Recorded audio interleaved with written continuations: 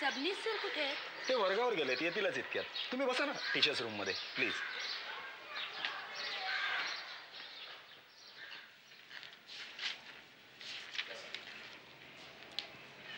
या चिन्मयची आई.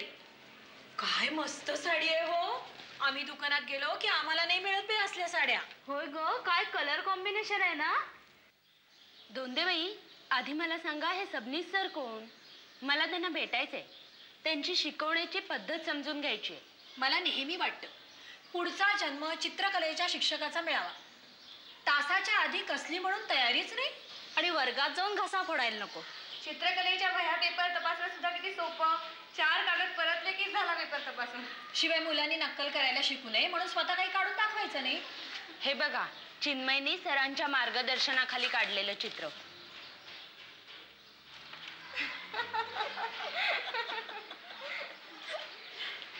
सामंत सर, कसं आहे चित्र? छान छान. लक्ष कुठे असतं कोण जाणे. कशाने छान छान म्हणायचं? अहो सामंत सर, सापाच्या पोटात बेडूक दाखवले, बेडूक. असं का? छान छान. अरे सबनीस सर, हे घ्या तुमच्या विद्यार्थ्याचं चित्र. फॅन्टास्टिक. हे चित्र नक्की चिन्मयनी काढलं असलं पाहिजे. He is a born genius. तुम्हाला आवडलं हे चित्र? अहो हुबेहूब सापासारखा साप काढणारे पुष्कळ जण असतात, पण स्वतःचा असा विचार करून चित्र काढणारे फार थोडे जण असतात. चिन्मयची आई, हेच ते सबनीस सर. असं का? नमस्कार. नमस्कार. दोंदेबाई, तुमचा सगळा पोर्शन झालाय ना? हो, केव्हाच. तुम्हाला जायचं माझ्या वर्गावर? खुशाल जा. या सबनीस सरांशी काय आणि कसं बोलणार तेच कळत नाही. चिन्मयला जिनियस म्हणून गप्पच केलं त्यांनी मला. आपलं तेवढंच खरं असं म्हणतात ते. या वयात सुद्धा नवीन थिअरी शोधून काढली असंही म्हणतात. म्हणजे या आधी शिकवत होते ते सगळं बिनडोकपणाने. या नव्या नव्या थिअऱ्यांपासून देवच विद्यार्थ्यांचं भलं करो. हताश होऊ नका. तुम्ही आमच्या नवीन हेडसरांना जाऊन भेटा. ते पालकांच्या सगळ्या तक्रारी ऐकून घेतात आणि तुमच्यासारखे जागरूक पालक जर त्यांना जाऊन भेटले ना तर या सगळ्या नवीन नवीन थिअऱ्यांना जरा आळा बसेल. मग भेटतेच मी त्यांना.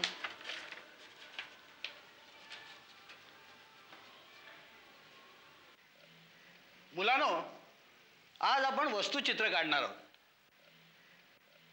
तुमच्या समोर या वस्तू ठेवलेल्या आहेत. ही कळशी आहे आणि तांब्या. याचं चित्र तुम्ही काढायचं. सर, समोरच्या मुलांना या वस्तू चांगल्या दिसणार, पण आम्हाला मात्र तिरप्या दिसणार. प्रत्येकानं आपल्या जागेवरून या वस्तू जशा दिसतील तशा काढायच्या. महत्वाची सूचना, चित्र हुबेहूब काढण्यापेक्षा वस्तूंची प्रमाणबद्धता तुमच्या लक्षात येणं अतिशय महत्वाचं आहे. म्हणजे काय सर? म्हणजे असं की पेन्सिलनेही तुम्ही माप घेऊ शकता. आता इथून मला या कळशीची उंची जर पाऊंड पेन्सिल दिसत असेल तर रुंदी त्याच्यापेक्षा थोडी कमी अशी दिसेल. तर पेन्सिलनी माप कशी घ्यायची हे सगळ्यांना कळलं? सर चिठी.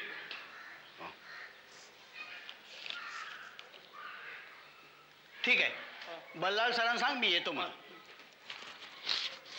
हे बघा, तुम्ही चित्र काढीत बसा. ह्या तासातच ते पुरं होईल असं नाही, पण प्रयत्न करा. आणि नाही झालं तर आणखीन 1 तास आपण वस्तुनिष्ठ चित्रासाठी वापरू. कळलं? तुम्ही काढायला सुरुवात करा, मी येतोच.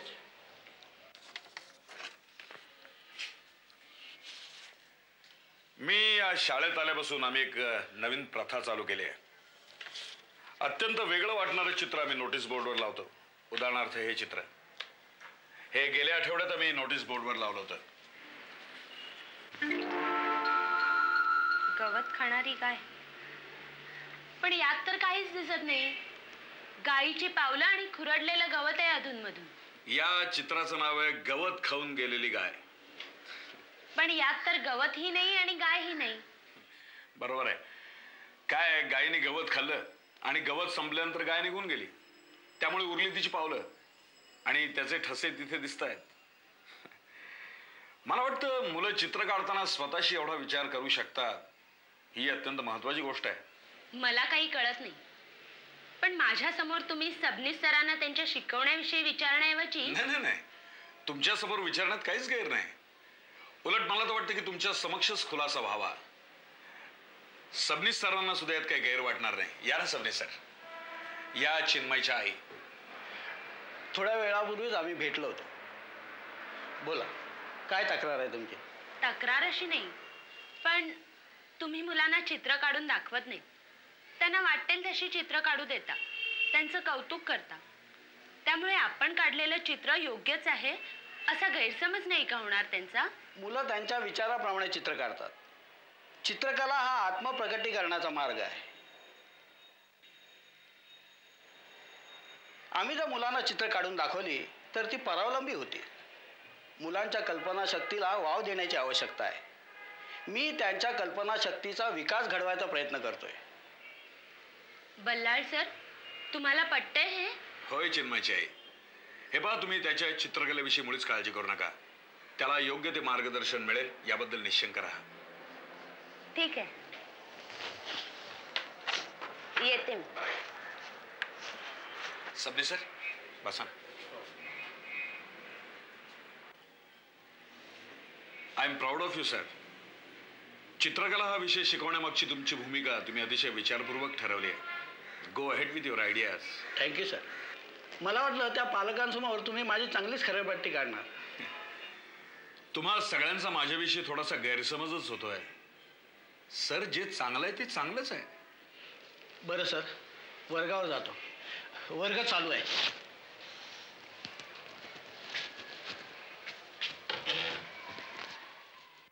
सर, मी आपल्या शाळेचं मैदान बघत होतो त्यावेळेला माझ्या डोक्यात एक कल्पना आली. काय सर? आपल्या शाळेमध्ये कार्यानुभवाचा तास असतो. हो, असतो ना, पण ते वहीत लिहिण्यापुरतं ठीक आहे सर. म्हणजे काय की प्रत्यक्षात त्याचा तसा काहीच उपयोग होत नाही. नाही, पण आता आपल्याला ही कल्पना प्रत्यक्षात आणायची आहे. बरं. काय, आपल्या शाळेला इतकं सुंदर अंगण आहे, हां, तेव्हा त्या अंगणामध्ये आपण बागकाम करू शकतो. नाही म्हणजे कार्यानुभवाचा तो एक भागही होईल. खरंच एवढे दिवस आमच्या हे लक्षातच आलं नाही आणि मुलालाही फार गंमत वाटेल सर. डेफिनेटली. तसंच आपण यावर्षी वृक्षारोपणाचा कार्यक्रम करतो हे तुम्हाला माहित असेल. हो मग या दोन्ही जबाबदाऱ्या तुम्ही घेणार? हो, घेऊ. घेतलीच सर. तुम्ही अगदी निश्चिंत असा सर. नाही, पण या बाबतीत तुम्ही थोडासा देव सरांचा सल्ला घ्या. काय ते जास्ती अनुभवी. बरं, मी त्यांना विचारेन सर. अच्छा.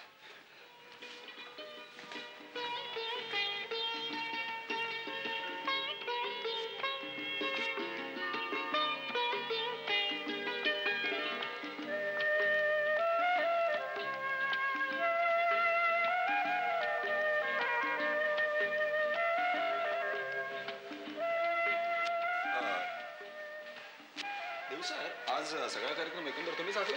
हो. अच्छा अच्छा. आणि आपल्याकडे आज प्रमुख पाहुणे कोण आहे? शेषराव. हां, ते एक बरं आहे. आपला प्रमुख पाहुणे आपले अगदी डेफिनेट फिट असतात. पण देव सर, झाड लावण्याचा कार्यक्रम नक्की कुठे करणार आहात तुम्ही? कुठं म्हणजे काय? आपण दरवर्षी झाड कुठं लावतो तिथंच. म्हणजे दरवर्षी झाड आपण एकाच ठिकाणी लावत होतो की काय? अहो, प्रत्येक वर्षी जर झाड वेगळ्या ठिकाणी लावलं असतं तर येवाना इकडे जंगल तयार झालं असतं. चला, कार्यक्रमाची वेळ झाली. या वृक्षारोपणाच्या कार्यक्रमामध्ये आपल्याला लहानपणापासून इंटरेस्ट आहे. हा, एकदम मजा येते. इकडे ना देर बाळ.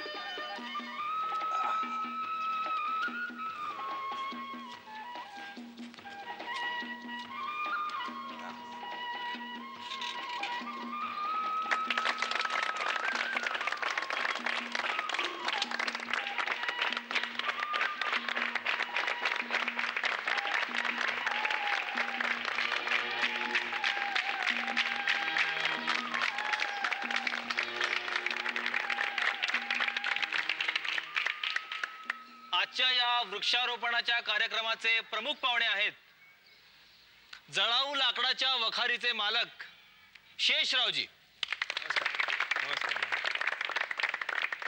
तर या वृक्षारोपणाच्या कार्यक्रमाला त्यांनी आपल्या सर्वांना मार्गदर्शन करावं अशी मी त्यांना विनंती करतो. या शेषरावजी. नमस्कार नमस्कार. आजच्या या वृक्षारोपणाच्या कार्यक्रमाच्या दिवशी मी आपले नवे प्रिन्सिपल, त्याच्यानंतर समदे सर लोक, बाई लोक आणि पोरा लोकांना नमस्कार करते. आज तुम्ही मला इकडे बोलवला, लई चांगला केला. मी तुमचे आभार मानते. काय की झाडं लावली पाहिजे, झाडं लावली पाहिजे, झाडांचा जंगल झाला पाहिजे. जंगल झाला म्हणजे समध्या लोकांचा मंगल होईल आणि त्याच्याबरोबर आमचं पण चंगल होईल. एक गोष्ट आहे, या जंगल तोडीचा जो कायदा केलेला आहे, कानून, तो एकदम रद्द करून टाकला पाहिजे. हा, कारण काय आहे की जंगल तोडीचा जर परवाना आम्हाला भेटेल का नाही, तर आम्ही आमचा धंदा एकदम दुगना करून टाकेल. हा. ते पण आता सांगायला पाहिजे. हा, सांग. आजच्या या जंगल तोडीचे कोणता कार्यक्रम? वृक्षारोपण. हा, वृक्षारोपण. तर वृक्षारोपणच्या दिवशी मी तुमच्या या स्कूलला 5,000 आणि 1 रुपयाचा डोनेशन जाहीर करत आहे. जय बालाजी, जय बालाजी, जय बालाजी. चला, नमस्कार.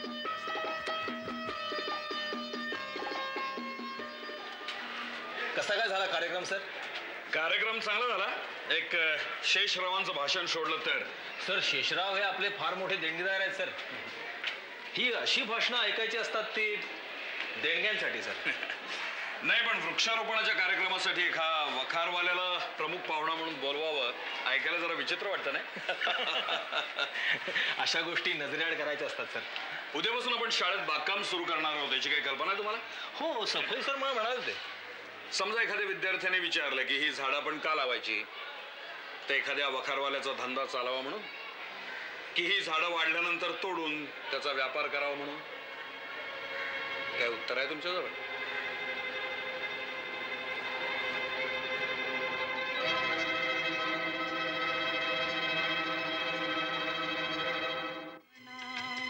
तेजवी संस्कार मना, उद्धरी संस्कार मना, भूषवी संस्कार मना, आकारी संस्कार मना, आधार संस्कार